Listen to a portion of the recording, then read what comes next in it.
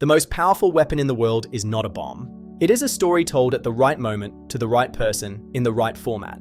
Every political movement in history has needed two things: a message and a medium. For centuries, those mediums were pamphlets, speeches, and newspapers. Then came radio, then television, and then the internet didn't just give movements a new medium, it gave them a laboratory.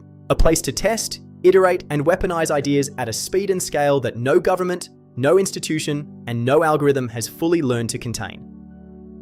Before a movement says a single word, it has already spoken. It speaks in color, in font choice, in the grain of a video filter and the speed of a cut. This is the domain of visual semiotics, the study of how images, symbols, and design choices carry meaning. And modern political movements have become extraordinarily fluent in it. Take color. Red has been the color of revolution for centuries, from the French barricades to the Soviet flag.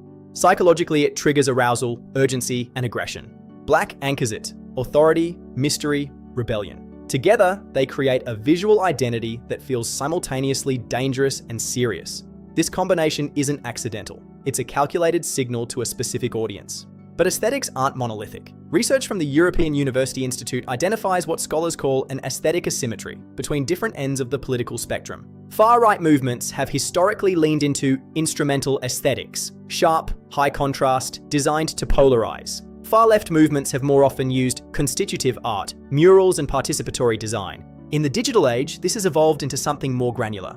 Movements now cultivate entire aesthetic ecosystems, specific editing styles, color grades, and font families that function as tribal markers. A video shot with a particular lo-fi grain, cut to a specific tempo, using a certain typeface, immediately signals to a digitally native viewer, "This is my tribe." The aesthetic does the work. Memes are the apex of this visual language. They compress complex ideological positions into a single image. Researchers describe memes as Trojan horses. Followers competed to decode clues. The process of solving a drop triggered a dopamine response. The movement had, in effect, gamified radicalization. Every major platform, YouTube, TikTok, Instagram, X, runs on the same fundamental logic: maximize engagement. The algorithm doesn't care about truth, it cares about watch time. Political content is pushed because it triggers high engagement. The algorithm cares about watch time, shares, and return visits, and political movements have become expert at exploiting this. The mechanism is algorithmic radicalization.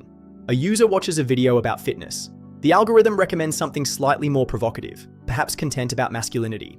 Then something about societal decline. Then something explicitly ideological. Each step feels like a natural progression. Each step is a recommendation the platform made. Studies using sock puppet accounts, fake profiles designed to audit recommendation systems, have found that this loop effect is real, though its precise role remains debated. Movements actively game algorithms. The Institute for Strategic Dialogue has documented algospeak, the use of coded language and euphemisms to discuss extremist topics.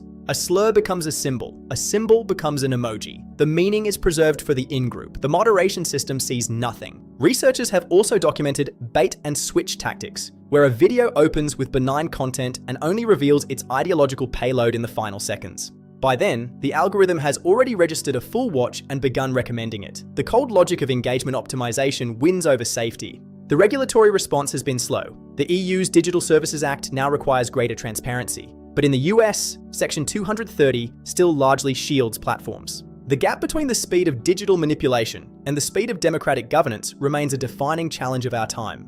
In 2012, Jane McGonigal argued that games make us better problem solvers. Political movements have taken this insight and weaponized it.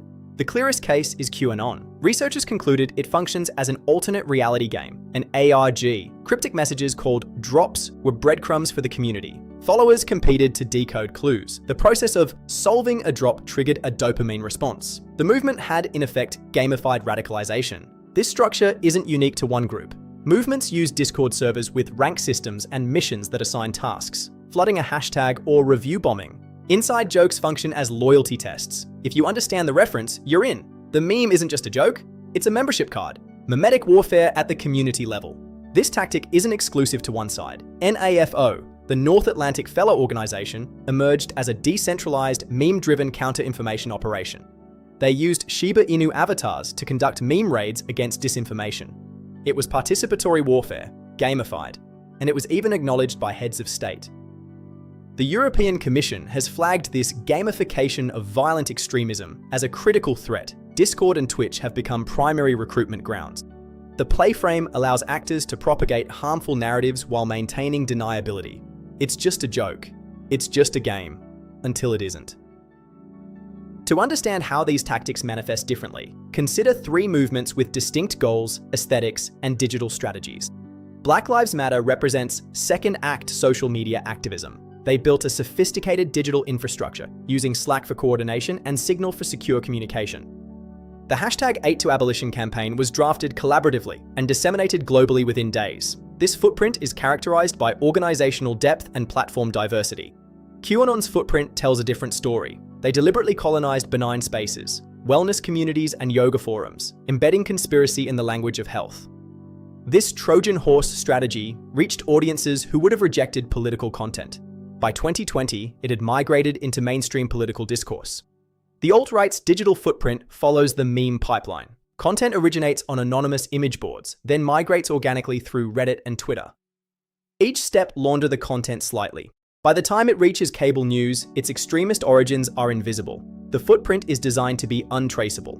The digital footprint of a political movement is not incidental, it is strategic. The platforms, the aesthetics, the evading of moderation, all are deliberate choices. Movements seeking legitimacy build depth. Movements seeking infiltration build aesthetic appeal. Movements seeking radicalization build gamified communities. The medium is the message. We are living through a period of unprecedented psychological sophistication in political communication. These tools are deployed with a precision unimaginable a generation ago.